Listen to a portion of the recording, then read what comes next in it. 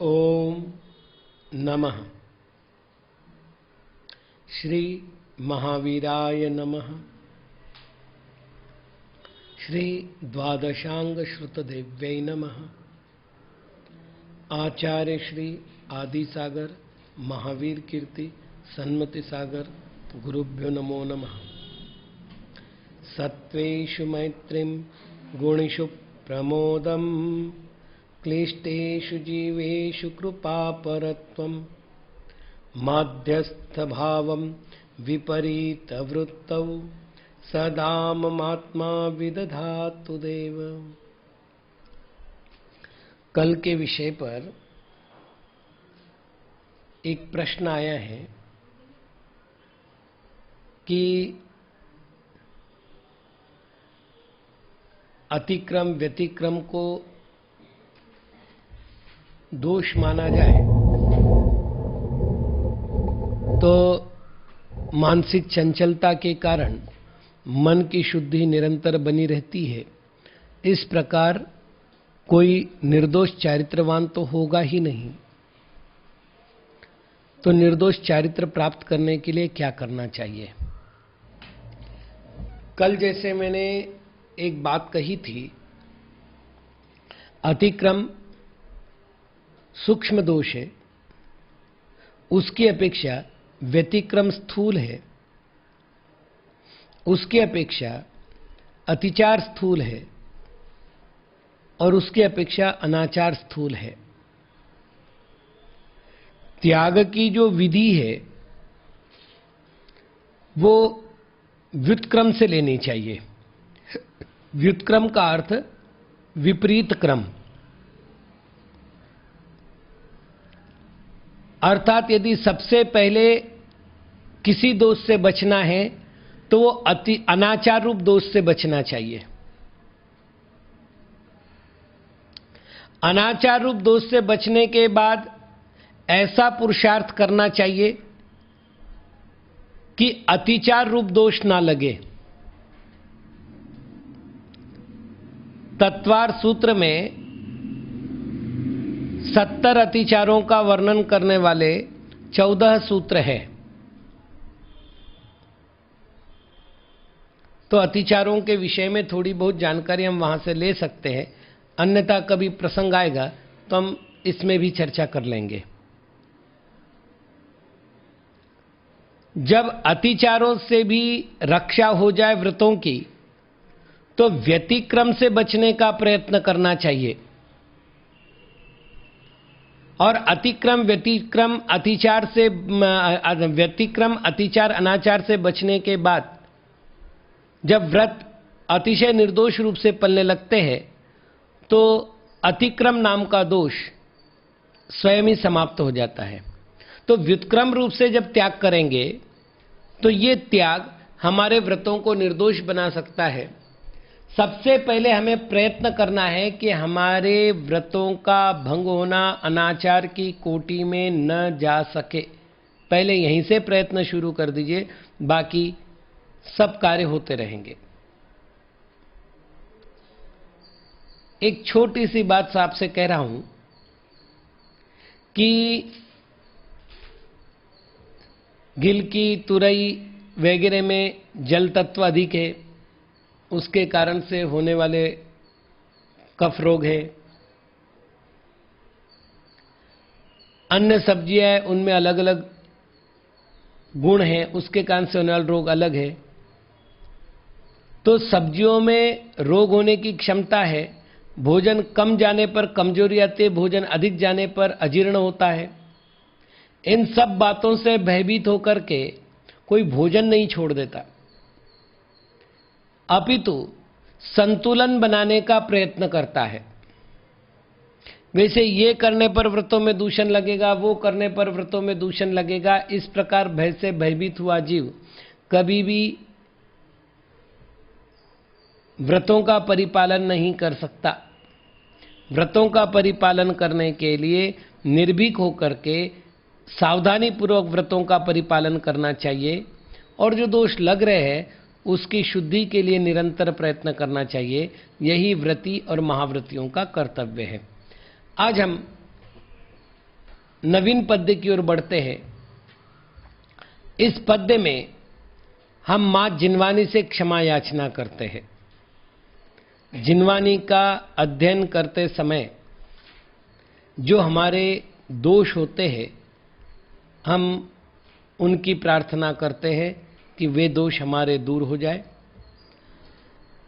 यदर्थमात्रा पदवाक्यहीनम मया प्रमादाद्यदि किंचनोक्तम तन्मे क्षमित्वा विदधातु देवी सरस्वती केवल बोधलब्धिम।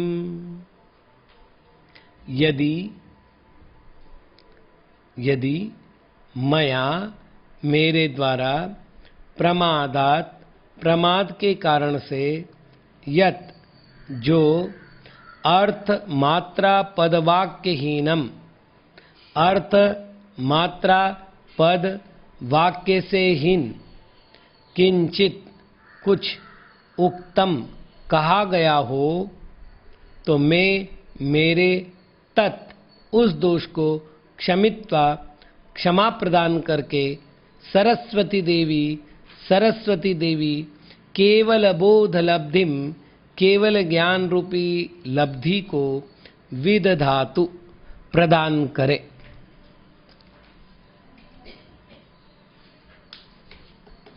जिनवानी के प्रति जो हमारे दोष होते हैं वो मानसिक, वाचनिक और कायिक, ये 3 प्रकार के होते हैं।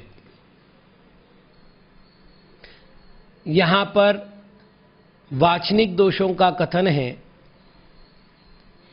मानसिक और वाचनिक दोषों का कथन नहीं दिया गया। अतः प्रकरणवशात हम पहले उन 2 दोषों का वर्णन कर लेते हैं और फिर मूल गाथा में, मूल श्लोक में जो दोष आए हैं उन 4 दोषों का क्या अर्थ है उसको समझने का प्रयत्न करते हैं।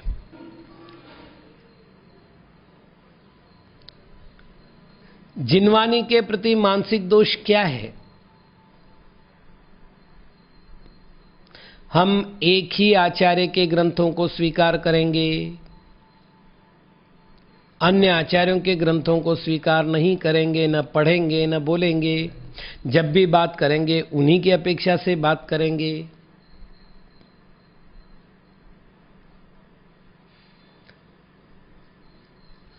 सर्वज्ञ का ज्ञान अनंत है।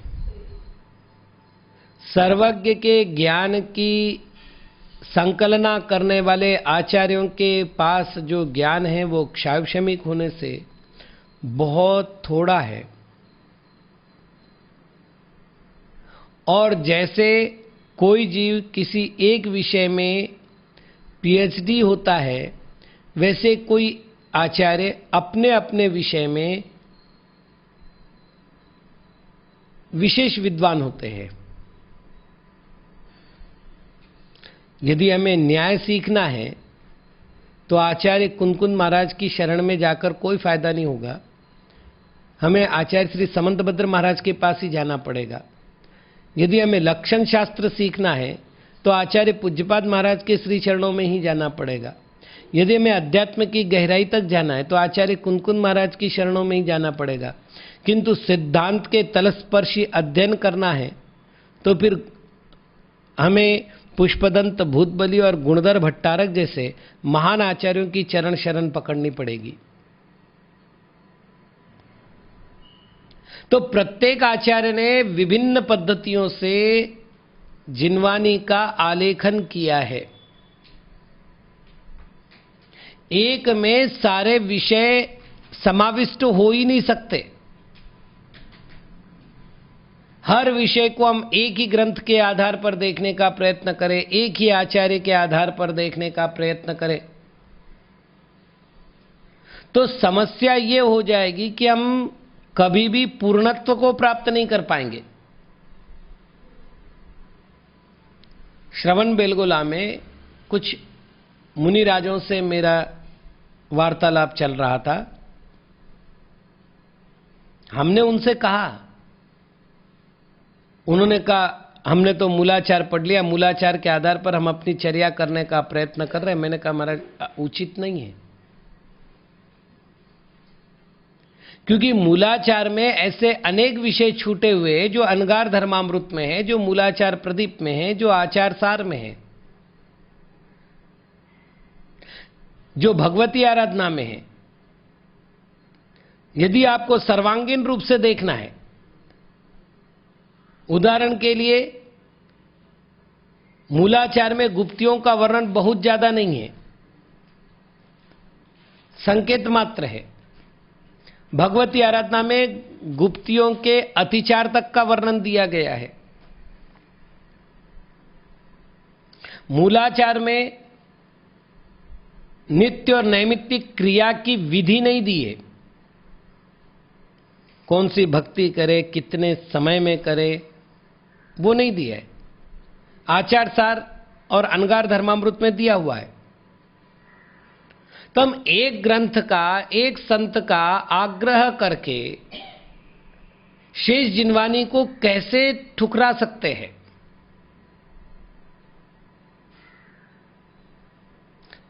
अभी कुछ दिन पहले मेरे पास एक व्याख्यान आया है, मैं किसी का अभिनय नहीं कर रहा हूं इसलिए किसी का नाम नहीं ले रहा हूं।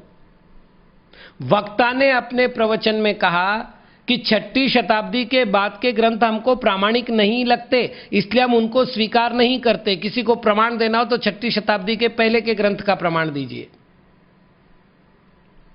ये निश्चित कि पूर्वाचार्यानुक्रमेण हम भी स्वीकार करते हैं,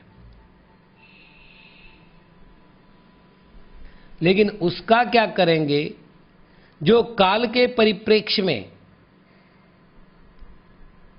आगत परंपराओं की मीमांसा करके, जिनवानी का अंतर मंथन करके उससे विषय निकाले जाए।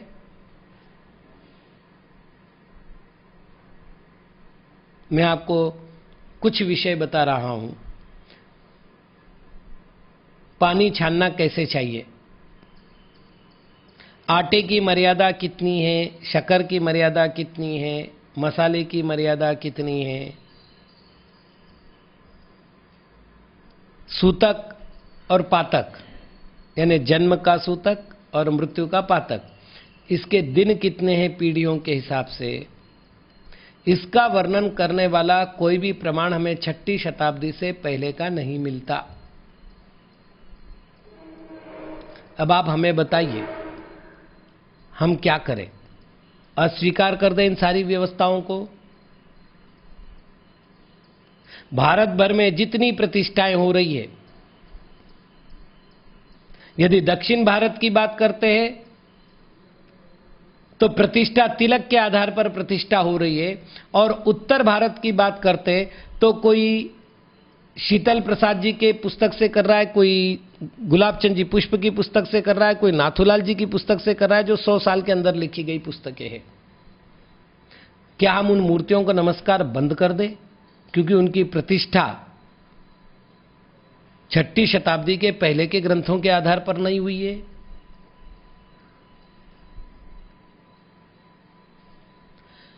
षटखंडागम का जो विस्तार, कषाय पहुड़ का जो विस्तार टीका रूप में हमें प्राप्त होता है, वो आचार्य वीरसेन महाराज की धवल और जय धवल टीका के आधार पर मिलता है, और इसका रचना काल लगभग 9वीं शताब्दी है। तो क्या हम धवल जय धवल को अप्रामाणिक ग्रंथ कर दें? द्रव्य संग्रह, जीवकांड, कर्मकांड 11वीं शताब्दी के ग्रंथ हैं, कह दे हम अप्रामाणिक है?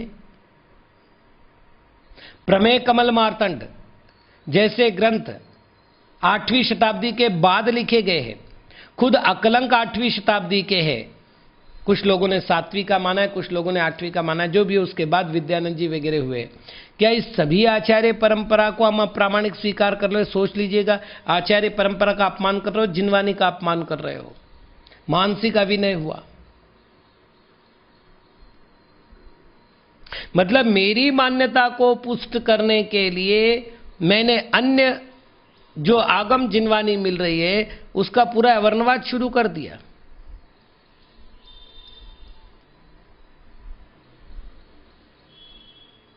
ऐसे ही बोले क्षेपक गाथाएं हैं, क्षेपक यानी मिलाई हुई, इसलिए हम इनको स्वीकार नहीं करते। मैंने कहा तुम्हारे पास कोई अवधि ज्ञान है, मनपरे ज्ञान है, कोई आगम प्रमाण है कि एक क्षेपक गाथा है? क्या तुमने हस्तलिखित पांडुलिपि से कोई अन्वेषण किया है?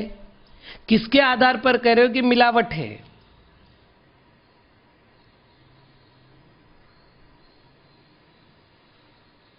एक जानकारी आपसे दूं, ग्रंथ लेखन पद्धति का क्रमिक विकास हुआ है। जब जब जिस जिस विषय की आवश्यकता पड़ी, एकदम छोटा सा विषय, राज दरबारों में वैद्यों का प्राधान्य बढ़ गया। राजवैद्य कहा जाता था जिन्हें, जो मोहर लगाते थे किसी भी रोग को इस औषधि से नष्ट किया जा सकता है, और राज दरबार में प्रभावी पद को धारण करते हुए उन्होंने मद्य मांस मधु को औषधि के रूप में प्रचारित करना प्रारंभ किया। अब एक समस्या समझ लीजिएगा, यथा राजा तथा प्रजा। अब ऐसे समय में वो औषधियां नहीं है, क्योंकि वो अहिंसक पद्धति से उपलब्ध नहीं है। इन बातों को सिद्ध करने के लिए 10वीं शताब्दी में आचार्य श्री उग्रादित्य महाराज ने कल्याणकारकम ग्रंथ लिखा। जैन आयुर्वेद का सर्वश्रेष्ठ ग्रंथ, जिन्होंने यह सिद्ध किया कि मद्य मांस मधु औषधियां नहीं है, अभक्ष्य वस्तु से बनी औषधियां नहीं होती, और पूरा की पूरा व्यवस्थित लिखा। इसका अर्थ नहीं कि हमारे यहाँ आयुर्वेद नहीं था, स्वयं ने लिखा है कि कौन कौन से आयुर्वेदिक ग्रंथों को आधार बना करके मैंने एक ग्रंथ लिखा है, और सारे ग्रंथों के उन्होंने नाम दिए। लेकिन वो एक भी ग्रंथ हमें उपलब्ध नहीं होता जिनके नाम उन्होंने दिए 10वीं शताब्दी में, जिसमें समंतभद्र महाराज के द्वारा लिखा हुआ पुष्पायुर्वेद तक का नाम है, जिसमें फूलों से चिकित्सा लिखी गई थी।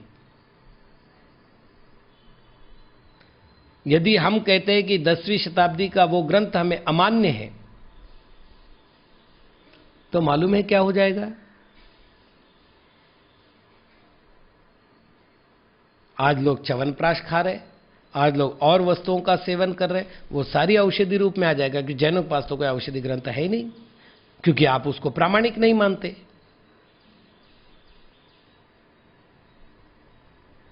ऐसा एक विषय नहीं, धार्मिक, लौकिक, सामाजिक जितने विषय हैं उनमें क्रमिक विकास आया है। जिनवानी के जो उपलब्ध प्रमाण थे, दुर्भाग्य यह है कि हमारे हजारों ग्रंथ पानी में बहाए गए, जलाए गए। आपको अगर ऐतिहासिक प्रमाण चाहिए तो मैं आपको एक दो प्रमाण दे सकता हूं। पुस्तक का नाम है झांसी की रानी, जिसके पहले पेज का पहला वाक्य है, झांसी धू धू जल रही थी, पहला वाक्य। और आगे लिखा हुआ है कि वहां का ग्रंथागार जल रहा था, जिसमें हजारों जैन अजैन ग्रंथ जलाए गए थे। ये एक झांसी की बात कर रहा हूं केवल, और वो भी 1857 के युद्ध के बाद की बात।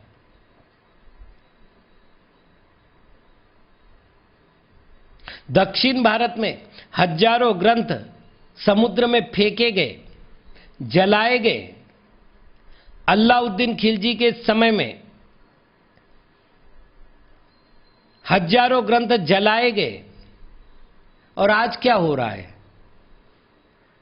हमने प्रतिष्ठा के रूप में मंदिर में सजा करके रख दिया अलमारी में, कभी उसको धूप तक नहीं लगती और कभी उसका अन्वेषण नहीं होता। सैकड़ों ग्रंथ दीमक लग करके खराब हो चुके, ये मैंने अपनी आंखों से देखे हैं। 6वीं शताब्दी के पहले के उपलब्ध ग्रंथ कितने होंगे? अधिकतम 5%। अर्थात 100 ग्रंथ यदि 2000 वर्षों में लिखे गए, ऐसा अपन माने, तो केवल 5 ग्रंथ मिलते हैं जो 5वीं 6वीं शताब्दी से पहले के मिलते हैं, बाकी सारे ग्रंथ उसके बाद के मिलते हैं। मतलब 95 ग्रंथ यदि हमने अप्रामाणिक स्वीकार कर लिए, सोच लिएगा कितना बड़ा दोष कर लिया। ये मानसिक अविनय है।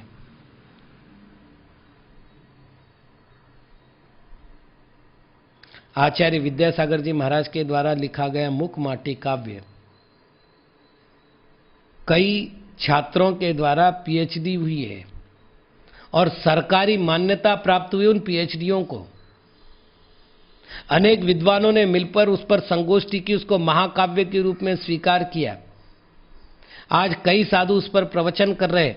अब मैं केवल ये कहूं कि 20वीं शताब्दी के आचार्य इसलिए मुख माटी हमें अप्रामाणिक है, तो बताइए मेरी युक्ति सही है क्या? यदि वो पूर्वाचार्यों का अनुसरण करने में चूक करती है वो कृति, उसकी युक्तियां हमारे आचार्य परंपरा के विरोध में जाती है, उसमें प्रतिपादित सिद्धांत हमारे जिनवानी का विरोध करते हैं, तो वो अप्रामाणिक हो सकती है। किंतु केवल 20वीं शताब्दी के आचार्य के द्वारा लिखा हुआ है, इस युक्ति से यदि उसको कोई बाधित करने लग जाए तो आप खुद सोच करके देखिए कितना बड़ा बुरा काम हो जाएगा। ये मैंने एक उदाहरण दिया, ऐसे सैकड़ों उदाहरण दिए जा सकते हैं। तो मानसिक अभिनय है कि हम इस शताब्दी के बाद के ग्रंथों को प्रामाणिक नहीं मानेंगे। अरे भाई, मां जिनवानी है,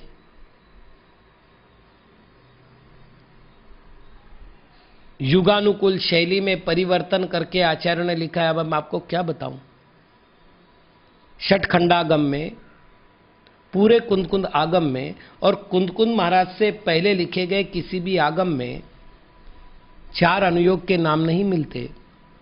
समंत भद्र महाराज ने पहली बार 4 अनुयोग के नाम लिखे हैं। तो इसका अर्थ ये नहीं है कि पहले अनुयोग व्यवस्था नहीं थी, किसी और नाम से थी, किसी और पद्धति से थी। जब हम धवला का अध्ययन करते तो ये सारी बातें समझ में आती है। तो और पद्धतियों को युगानुकूल शब्दों का नाम देकर के एक व्यवस्थित परिधि में रखा गया। कुंद महाराज ने अन्य मतों का उल्लेख किया है, अन्य मतों खंडन करने के लिए कुछ युक्तियां दी है, लेकिन स्वतंत्र न्याय ग्रंथ नहीं लिखा। जब समंत भद्र का काल आया, वाद विवाद का काल आया, तो उनको सारे उन सूत्रों को व्याख्या रूप में संकलन करना पड़ा और जिसके आधार पर पूरे न्यायशास्त्र की रचना हुई। तो युगानुकूल शैली के परिवर्तन तो हुए। आज जितनी प्रवचन की पुस्तकें छप रही है, आज से 100 साल पहले की कोई प्रवचन की पुस्तक बता दो, एक भी नहीं मिलती थी। वचनिकाएं मिलती थी उसके पहले, वचनिकाओं से पहले संस्कृत प्राकृत की टीकाएं मिलती थी। तो युग रहा है, उस युगानुकूल शैली आई है। शैली बदलने से जिनवानी का अर्थ नहीं बदलता, भाषा बदलने से जिनवानी का अर्थ नहीं बदलता। और इसलिए जो मानसिक अभिनय हमारे द्वारा हो रहे हैं उससे बचना चाहिए। एक और बात है, जिनवानी में तो बहुत कुछ लिखा रहता है, हम क्या करें, थोड़ा सा युगानुकूल चलना पड़ता है। सर्वज्ञ की वाणी को जब त्रिकाल का ज्ञान से निश्रुत होने का अधिकार प्राप्त है, तो क्या वो इस काल को भूल गई थी? अर्थात सर्वज्ञ की वाणी में काल प्ररूपणा नहीं है, काल व्यवस्था नहीं है। क्या सर्वज्ञ भगवान महावीर ये नहीं जानते थे कि 20वीं 21वीं शताब्दी में कौन कौन सी परिस्थितियां आनी है? मानसिक अभिनय। हमें अपना शिथिलाचार को पोषण करना है, हमें अपना अनाचार पोषित करना है। और हमने कह दिया जिनवानी तो ऐसे, वो क्या पहले सूरज की रोशनी नहीं होती थी ना, और लाइट का वगैरह प्रकाश नहीं होता था, वो दीपक वगैरह भोजन करते थे, इसलिए जीव जंतु आते थे, इसलिए भोजन नहीं किया जाता था। अब तो क्या है, सूर्य से भी ज्यादा रोशनी देने वाले हमारे पास लाइटिंग है, इसलिए रात्रि भोजन करने में कोई दोष नहीं।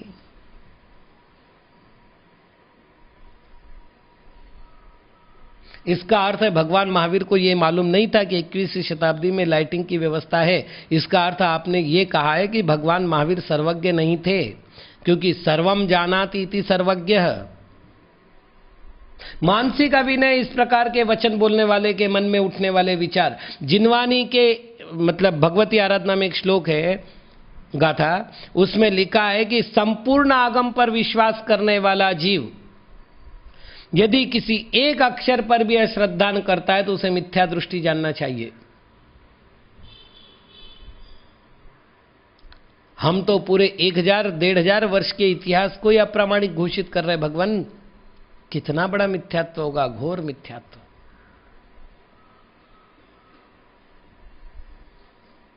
जिनवानी पर आस्था ही नहीं बची। देव शास्त्र गुरु की चर्चा करते, शास्त्र क्या है यही हमें स्वीकार करने की क्षमता नहीं बची। तो कुल मिलाकर के यहां मानसिक नाम का जो दोष है, उस दोष में यह ध्यान रखना योग्य है कि हमें जिनवानी के प्रति अनादर का भाव ना हो। जैसा जिनवानी ने कहा है, एक बात ध्यान रखना, जम सक्कई तम की रई, जम चण सक्कई तहेव सद्दहणम। आचार्य कुनकुन महाराज ने लिखा है, जो शक्य है उतना करो, नहीं शक्य है तो कम से कम श्रद्धान करो, अपनी आलोचना करो, अपनी निंदा करो, अपने को कोसो कि अनंत शक्तिशाली आत्मा होते हुए भी कितना मूढ़ बना हुआ हूं कि जिनवानी के विपरीत आचरण कर रहा हूं। हे प्रभु, मुझ में और महावीर में यत् किंचित अंतर नहीं है द्रव्यत्व की अपेक्षा, लेकिन मैं क्या कर रहा हूं? अपने परमात्मा पद को भूल करके, अपने आप को असमर्थ बना करके मैं इस प्रकार के दोष कर रहा हूं। कीजिए अपनी निंदा। ये मत कहिए कि आगम में गलत लिखा है, वो उस काल की बात थी, अब थोड़ी चलता है ऐसा नहीं। आगम का विनय मत करिए। मानसिक का विनय आपको जो मिथ्यात्व के कारण से तीव्र कर्मों का आश्रय बंद करा रहा है, ये दीर्घ संसार का कारण बनेगा। मानसिक विनय तो कीजिए। शास्त्रों में कोई बात मिलती है, बोले अब कहां होता है? मालूम है, लोग तत्वार सूत्र के पहले अध्याय को स्वीकार करते, दूसरे अध्याय को स्वीकार करते, तीसरे चौथे को स्वीकार नहीं करते, फिर 5वें से लेकर के 10वें तक पढ़ते पढ़ाते हैं। क्यों? तो बोले तीसरा चौथा अध्याय झूठा है, तीसरा चौथा अध्याय वर्तमान भूगोल से मिलता नहीं है। मैंने कहा एक बात बताइए, किसी दुकान का एक माल अप्रामाणिक सिद्ध हो जाए तो वो दुकान प्रामाणिक मानी जाती है क्या? बोले नहीं मानी जाती। मैंने कहा अगर तत्वार सूत्र का तीसरा और चौथा अध्याय मतलब 20% माल खोटा है आपके हिसाब से, 10 अध्याय तो 2 अध्याय हो गए 20%। यदि 20% माल आपके हिसाब से खोटा है तो बाकी की सच्चाई की क्या गारंटी है? इस तरह से तो आपने मतलब अब एक हो गया, एक ही ग्रंथ और एक ग्रंथ के भी एक अध्याय स्वीकार है, एक अध्याय स्वीकार नहीं है। आश्चर्य देख लो आप। मतलब मानसिक अभिनय की पराकाष्ठा हो गई। तो हे मां जिनवानी, मेरे द्वारा मानसिक रूप से आपकी कोई अभिनय हुई है तो तन्में क्षमित्वा, मुझे उसको क्षमा प्रदान करिए। तो आज हमने मानसिक अभिनय की बात की, वाचनिक और कायिक अभिनय की बात समय मिलने पर करेंगे। ओम नमः।